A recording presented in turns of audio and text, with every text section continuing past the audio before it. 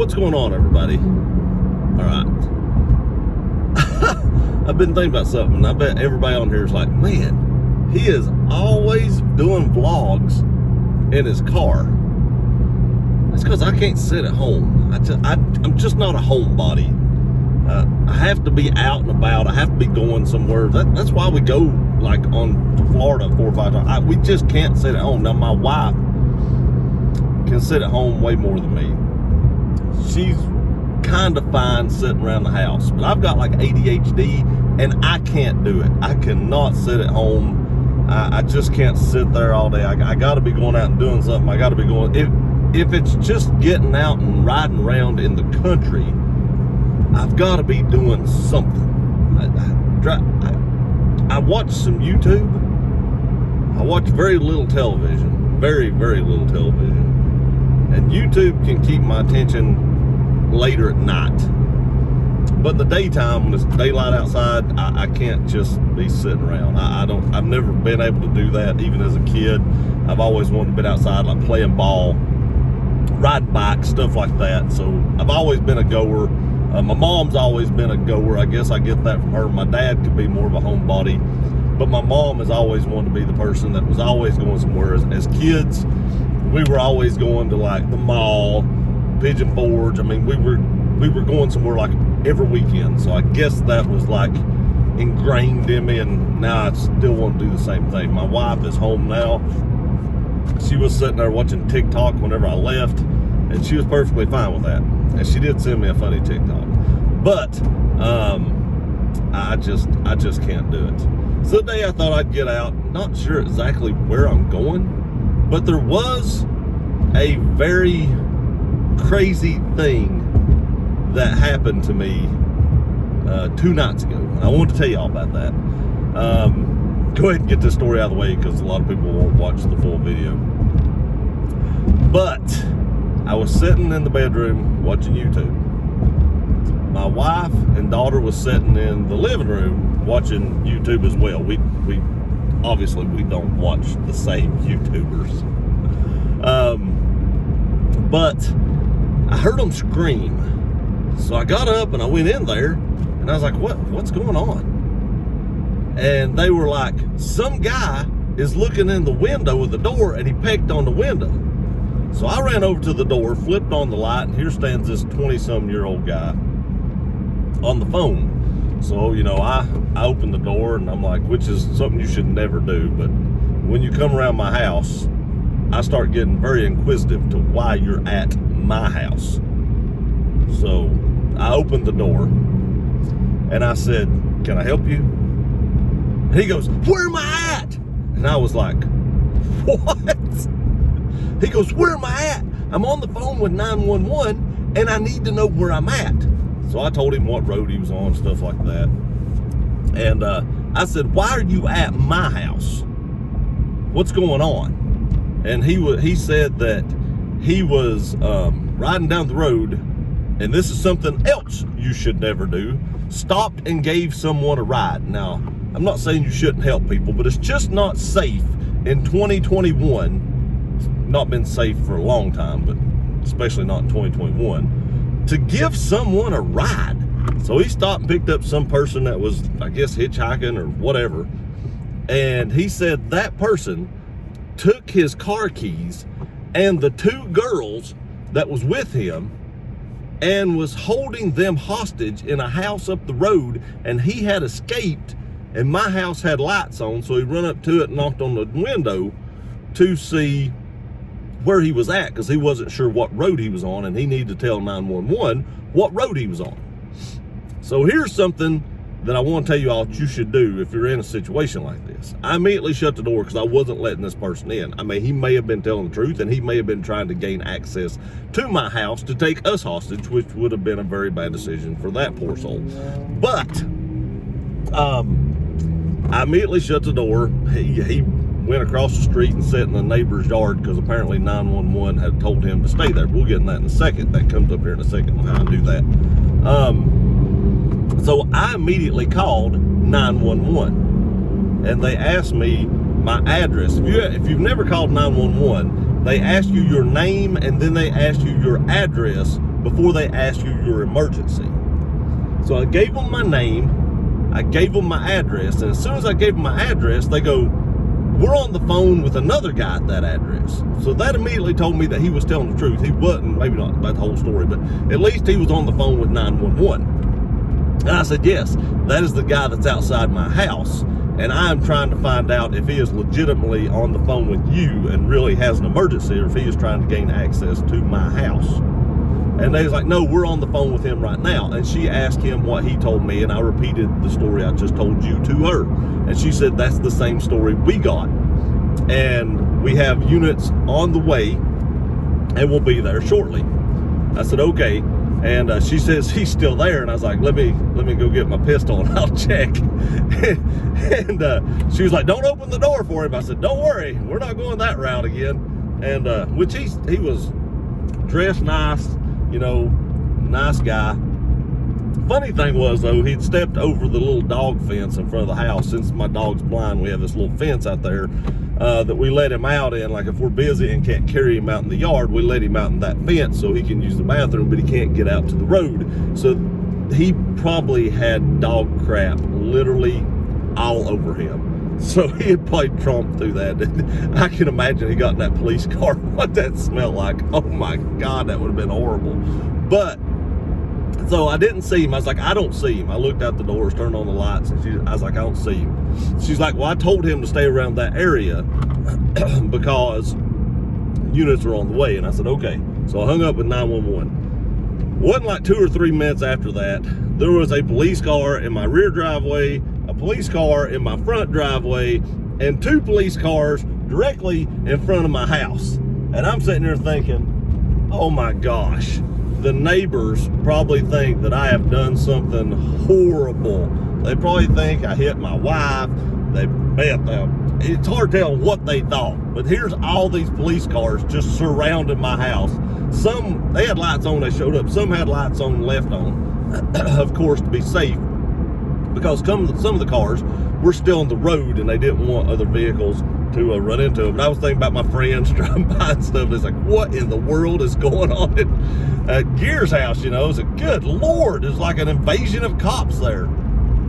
And so I walked outside and spoke with the cop, and I don't think they were 100% sure that my house wasn't the house that the hostages were at. But after I spoke to the guy for a few minutes, he seen that I was the owner of the house and there wasn't nothing there. And he seen the other guy walk from the neighbor's yard down. I was like, there's the guy you need to go talk to. And he's like, all right, have a good night. And he walked over and started talking to that individual. Then they put the individual in the cars and turned around and left rather quickly. So I'm sure he told them the same story that he told me about the hostage situation up the road somewhere. But I never heard any more about it. I haven't heard it on the news. I haven't found it in any of the online papers or anything like that. I need to check again this morning, but it wasn't there yesterday. So I can't totally confirm or deny that he was telling the truth, but that's kind of what happened. And it was dark. It wasn't daylight. It was actually dark outside. So, you know, it's kind of weird that all that happens really dark. But, you know, the moral of the story is, don't give hitchhikers rides. Don't do it. I don't know what that kid was thinking. He was probably 20 to 23-ish. I don't know. But don't give hitchhikers rides. Not in today's times. Back in the 50s, you might be able to do that. In the 2000s, not such a good idea. Don't take candy from strangers either, kids, if you're watching this. Crazy times, crazy times. That's and it seems like all the crazy stuff happens to me. I told this story at work to a lot of my friends. They were like, how in the world does all this craziness happen to you? My boss was like, I think you are just like crazy magnet. It just comes right to you. I don't know. It was funny. My daughter was on the phone with her friend, and she's like, that guy's trying to gain access to your house. He just don't know what's in there. She's got a point. Another side note, got something coming for the Tundra. got a mod for the Tundra coming. It should arrive today, I think it is, from Sparks Parts, so that's on the way. A lot of you probably already know what that is. I talked about that in one of my other vlogs, and that happened.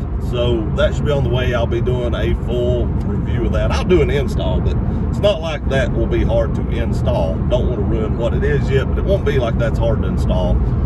And I'll be doing a full review of that here coming up pretty soon. Also, about the Tundra, I put up a video yesterday, Friday, I think it was. This will probably go up on Sunday, or Saturday night or Sunday. I'm not sure what day I'll upload this. But at Friday, I put up a video asking if y'all would like to see long-term reviews of my Tundra mods and see how they're holding up and see if it's worth spending your money on, if there's anything that I would replace those mods with and stuff like that. And if I was going to buy something else, what would that be?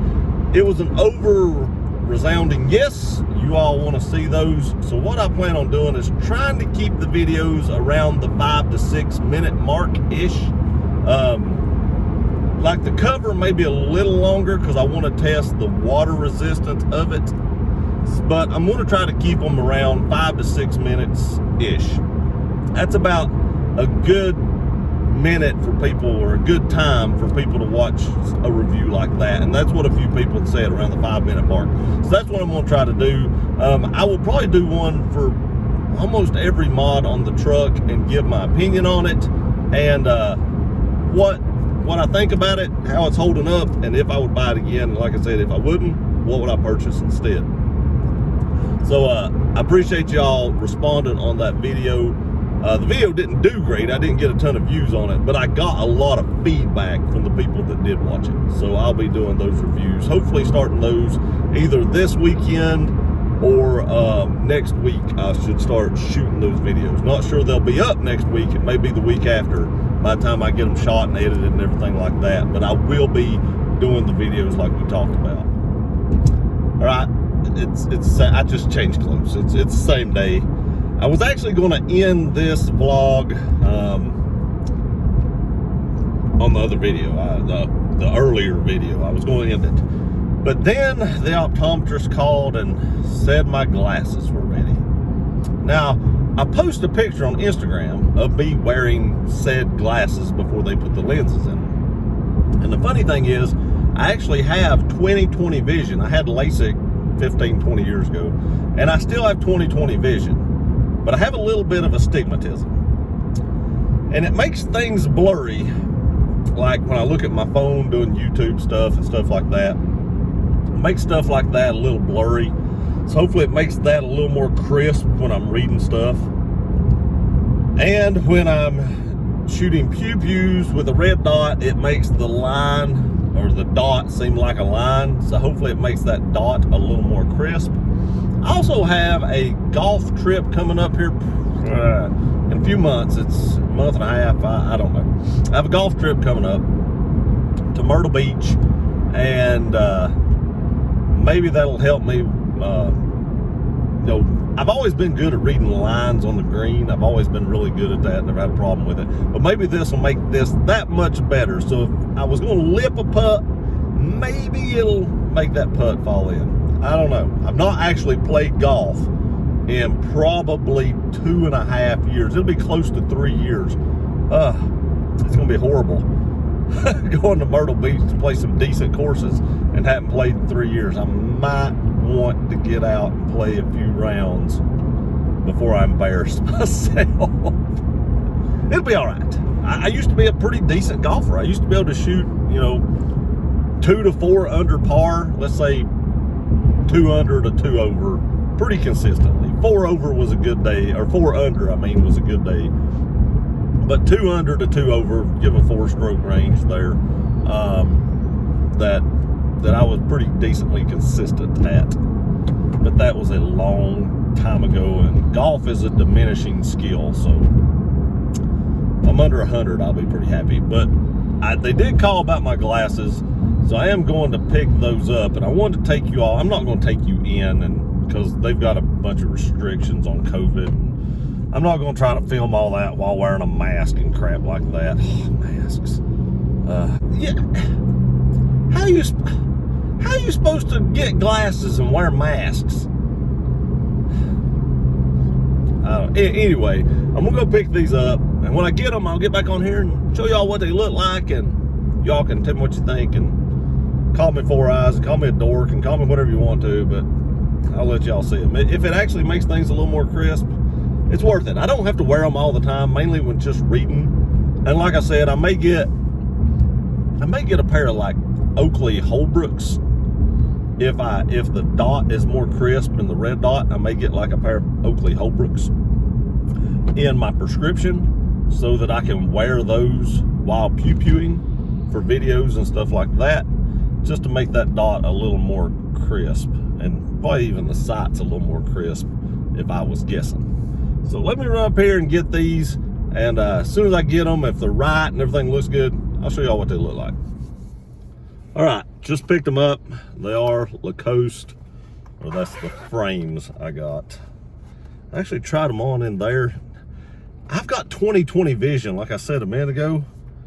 I don't know what these took me to, but holy crap, I can see way more clear. So kind of a gray side to them right there. You can see it's kind of like a square type lens.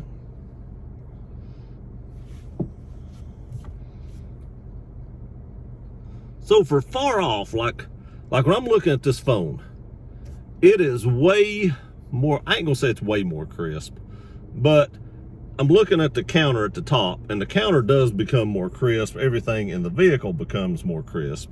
But when I look at the sign up there, I got these at like the Walmart Vision Center. When I look at that sign and then I take these off, a far off distance actually is more clear without the glasses than with the glasses. I'm just feeling this spring. It feels like there's a little catch in that spring right there. I don't know. So like if I look at that buggy sign, there's a buggy sign right over there. It's more clear without them. So if I'm looking at things up close, everything in the car is better. I would not drive with these, because anything past about the car in front of me is not as clear with the glasses on as it is with the glasses off. So I would never drive with these. But for like working on YouTube stuff and stuff like that, I think it's gonna be pretty awesome. But what do you guys think? Right, here we go. There's the Lacoste glasses that I picked out. They're pretty comfortable. I have to wear safety glasses all day, so it's gonna take some getting used to right there. Woo! But I want to say, like I said, I would never drive with these because it makes things further off more blurry, and I think I'd get nauseous doing that. I think. I parked beside a truck. I can't see around it. Oh, we got it. So when I'm working on YouTube stuff, answering comments, looking at my phone for like Instagram and stuff like that, I think these will be great. Anything other than that, I can't wait to try them with a red dot. I would like to do that, but the bad part about that is it may make the dot more crisp, but what will it do to the target that is on the dot? I don't know. I'm curious about that. I'm gonna have to look at that when we get home, and people look at me like I'm crazy because I'm like talking to myself. But I can't wait to get home and try that. I'll probably let y'all know about that in a video on the other channel. But I don't think, that may be the only other application. I don't think this will be something good to wear with golfing or something like that. But it will be great for reading. Great. And when I got the LASIK surgery, they told me when I turned probably 40 that I would need reading glasses. I'm now 42, so I read perfectly fine without them. It just makes letters that much more crisp, if that makes any sense. But I think that's where I'm going to end this video. I just wanted to bring y'all along for that, because that's a pretty big thing in your life whenever you have to go get glasses. Now, like I said, I have 20/20, I can still see, but it made things a lot more clear up close. So which was odd because I was nearsighted before and I couldn't see far away, but now that I've had LASIK, I can see further away better than I can up close. It's crazy. But that's a pretty big deal once you actually need to go back and get corrective lenses again. So I thought I'd bring you all along with that. Let me know in the comment section what you thought. Did I look stupid, or did I pick out a decent pair that complements my rugged good looks and masculinity? I appreciate y'all watching this video. Please like, share, and subscribe, because that really helps the channel. If you like the video, leave a comment below and subscribe. It really helps the channel. Also, check out my second channel, Tactic Cool Gear, which I will link in the description below. And if you want to see if these glasses actually help with red dots, I'll probably put that on that channel. So again, I appreciate you watching this video. Hope y'all have a great weekend. We'll see you next time.